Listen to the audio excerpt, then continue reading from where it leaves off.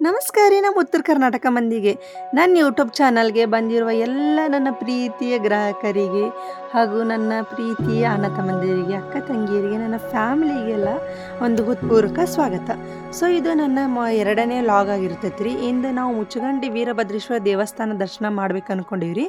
ಆ ದೇವ್ರ ದರ್ಶನದೊಂದಿಗೆ ನಮ್ಮ ಹೊಸ ಪ್ರಯಾಣವನ್ನು ಸ್ಟಾರ್ಟ್ ಮಾಡೋಣ. ಈ ವಿಡಿಯೋ ನಿಮ್ಗೆ ಇಷ್ಟ ಆದರೆ ಲೈಕ್, ಶೇರ್ ಮತ್ತು ಸಬ್ಸ್ಕ್ರೈಬ್ ಮಾಡಿರಿ. ಬರ್ರಿ ನಮ್ಮ ದರ್ಶನ ಹೇಗೆ ಆರಂಭಿಸೋಣ ಅಂತ ತೋರಿಸ್ತೀವಿ ರೀ. ಮನೆಯಿಂದ ಹೊರಗಡೆ ಬಂದು ನಮ್ಮ ವೆಹಿಕಲ್ ಸ್ಟಾರ್ಟ್ ಮಾಡಿ ನಾವು ಹೋಗ್ತಾ ಇರೋದು ಶ್ರೀ ಮುಚ್ಚಗಂಡಿ ವೀರಭದ್ರೇಶ್ವರ ದೇವಸ್ಥಾನಕ್ಕೆ.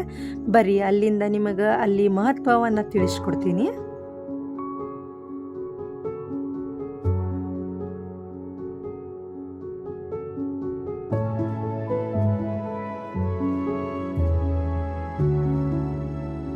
ಫೈನಲಿ ನೋಡ್ರಿ ನಾವು ದೇವಸ್ಥಾನಕ್ಕೆ ರೀಚ್ ಆದ್ವಿ. ಸೊ ನಾ ದೇವಸ್ಥಾನದ ಮುಂದಿನ ಮಹಾದ್ವಾರವನ್ನು ತೋರಿಸ್ತಾ ಇದ್ದೀನಿ ರೀ. ಸೊ ಈ ಕಡೆಯಿಂದ ಹೋದರೆ ನಮಗೆ ವೀರಭದ್ರೇಶ್ವರದ ಸ್ಟೆಪ್ಸ್ ಸಿಗ್ತಾವೆ ರೀ. ಸೊ ನಮ್ಮ ವೀರಭದ್ರೇಶ್ವರ ದೇವಸ್ಥಾನಕ್ಕೆ ಹೋಗ್ಬೇಕಂದ್ರೆ ಹೂವು ಹಣ್ಣು ಕಾಯಿ ಎಲ್ಲ ಇಲ್ಲಿಂದನೇ ನಾವು ತೊಗೊಂಡು ಹೋಗ್ಬೇಕಾಗತ್ತೆ ರೀ. ಸೊ ಇಲ್ಲಿಂದ ಹೋದ್ಮೇಲೆ ಹುಡುಗರು ಏನಾದರೂ ಇದ್ದರೆ, ಮಕ್ಕಳು ಆಟ ಮಾಡ್ತಾಯಿದ್ರೆ ಅವ್ರಿಗೇನು ಆಟ ಆಡ್ಲಿಕ್ಕಂತ ಎಲ್ಲ ಸಿಗ್ತಾವೆ. ಸೊ ಬರೀ ನಾ ದೇವಸ್ಥಾನ ಎಕ್ಸ್ಪ್ಲೋರ್ ಮಾಡ್ತಾಯಿದ್ದೀನಿ. ಸೊ ಇಲ್ಲಿ ಬಂದಮೇಲೆ ನಾವು ಕಾಲು ತೊಳ್ಕೊಂಡು ನಾವು ದೇವಸ್ಥಾನಕ್ಕೆ ಹೋಗೋದು ಒಂದು ಒಳ್ಳೆಯ ಹ್ಯಾಬಿಟ್ ಅಂತಲೇ ಹೇಳ್ಬೋದು ರೀ. ಸೊ ಕಾಲು ತೊಳ್ಕೊಂಡು ನೆಕ್ಸ್ಟ್ ನಾವು ವೀರಭದ್ರೇಶ್ವರ ದೇವಸ್ಥಾನದ ಮುಂದೆ ಒಂದು ಗೋಪುರ ಐತಿ ರೀ. ಸೊ ಆ ಗೋಪುರದಾಗ ನಂದಿ ದೇವರಿದ್ದಾನೆ ರೀ. ಸೊ ಅದು ಗರ್ಭಗುಡಿಯಿಂದ ನಾವು ನಿಂತು ನೋಡಿದ್ರೆ ಎಷ್ಟು ಚೆನ್ನಾಗಿ ಕಾಣತ್ತಂದ್ರಿ. ಒಳ್ಳೆ ನೇಚರ್ ಅಂದರೆ ಒಳ್ಳೆ ವ್ಯೂ ಅಂತಲೇ ಹೇಳ್ಬೋದು ರೀ. ಸೊ ನಾವು ಅದೇ ನಂದಿ ಹಿಲ್ಸ್ ಕಡೆ ನಾವು ನಿಂತು ನೋಡಿದರೆ ನಮಗೆ ಮುಚ್ಚಗಂಡಿ ದೇವಸ್ಥಾನದ ಗರ್ಭಗುಡಿ ಕಾಣತ್ತೆ ರೀ. ಸೊ ನೋಡ್ರಿ ಇವಾಗ ನಾವು ಹೋಗೋದೇ ಮುಚ್ಚಗಂಡಿ ದೇವಸ್ಥಾನ. ಸೊ ಬರ್ರಿ ದರ್ಶನ ಮಾಡ್ಕೊಂಡು ಬರೋಣ ಅಂತ.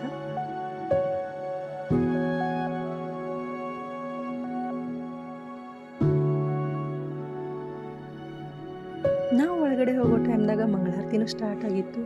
ಸೊ ನಾವು ಭಕ್ತಿಯಿಂದ ದೇವ್ರನ್ನ ಆರಾಧನೆಯೂ ಮಾಡಿಕೊಂಡ್ವಿ. ಸೊ ನೋಡ್ಕೊಂಡು ಬನ್ನಿ, ನೀವು ಆರಾಧನೆ ಮಾಡಿ.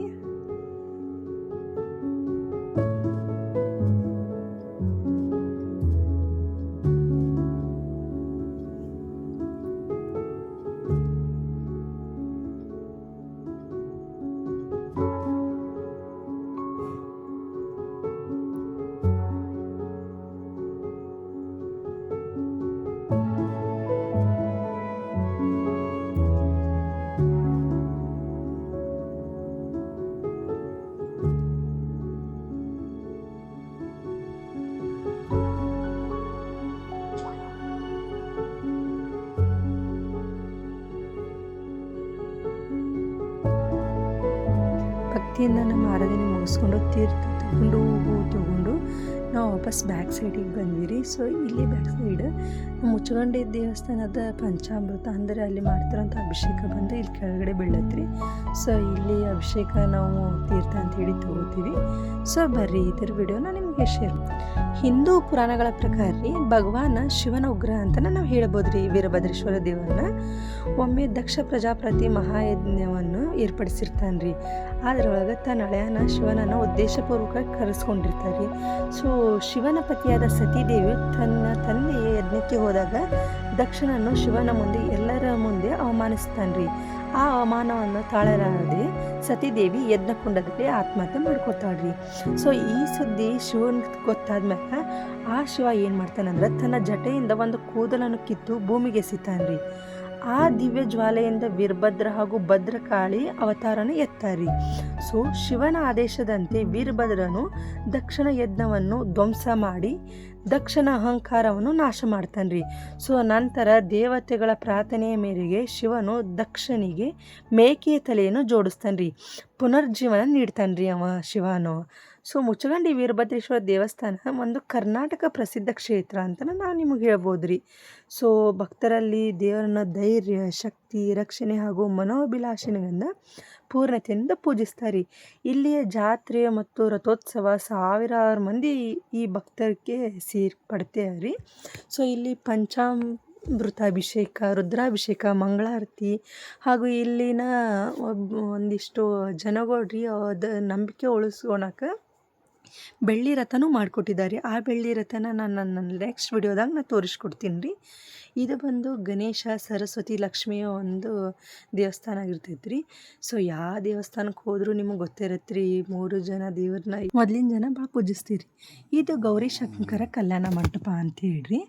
ಸೊ ಇದು ಇಲ್ಲಿ ಮುಂಚೆ ಬಹಳ ಶುಭ ಸಮಾರಂಭಗಳಾಗ್ತಿದ್ದು. ಸೊ ಇವಾಗ ಸ್ವಲ್ಪ ಕಡಿಮೆ ಆಗಿದೆ. ಯಾಕಂತಂದರೆ ನಾನು ಮುಂದೆ ಹೇಳ್ತೀನಿ ರೀ.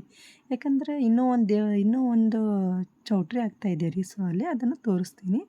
ಸೊ ಇಲ್ಲಿಯ ಮಠ ಅಂದರೆ ನಮ್ಮ ದೇವಸ್ಥಾನದ ಬಗ್ಗೆ ಮುಕ್ತ.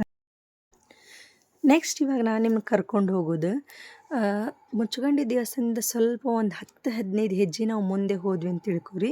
ಸೊ ಅಲ್ಲೊಂದು ಬ್ರಿಡ್ಜ್ ಅದ ರೀ. ಸೊ ಆ ಬ್ರಿಡ್ಜ್ ಯಾವಾಗ ಕಟ್ಟಿದ್ದಾರೆ ಅಂದ್ರೆ 1882ರಲ್ಲಿ ಕಟ್ಟಿದ್ದಾರೆ. ಸೊ ನಾನು ಇವಾಗ ಅದನ್ನು ತೋರಿಸ್ತೀನಿ.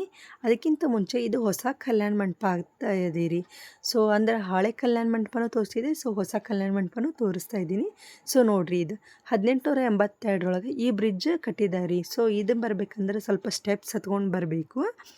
ಬಂದಮೇಲೆ ಇಲ್ಲಿ ನೇಚರ್ ಅಂತೂ ನೀವು ಕೇಳಲೇಬೇಡ, ನಂಬರ್ 1 ವ್ಯೂ ಇದೆ. ಸೊ ಇಲ್ಲಿ ಬರಲಿಕ್ಕೆ ನಾವು ಬಂದಾಗ ಸ್ವಲ್ಪ ಗಾಳಿ ಜಾಸ್ತಿನೇ ಇತ್ತು.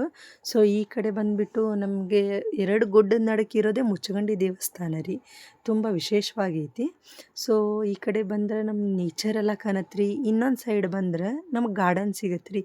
ಈ ವಿಡಿಯೋ ನಿಮ್ಗೆ ಯೂಸ್ಫುಲ್ ಆಗೈತೆ ಅಂತ ಅಂದ್ಕೊಂಡೇನಿ ರೀ. ನೆಕ್ಸ್ಟ್ ನಾ ಒಳ್ಳೆ ಕಂಟೆಂಟ್ ಜೊತೆ ನಿಮ್ಮ ಮುಂದೆ ಬರ್ತೀನಿ. Thank you.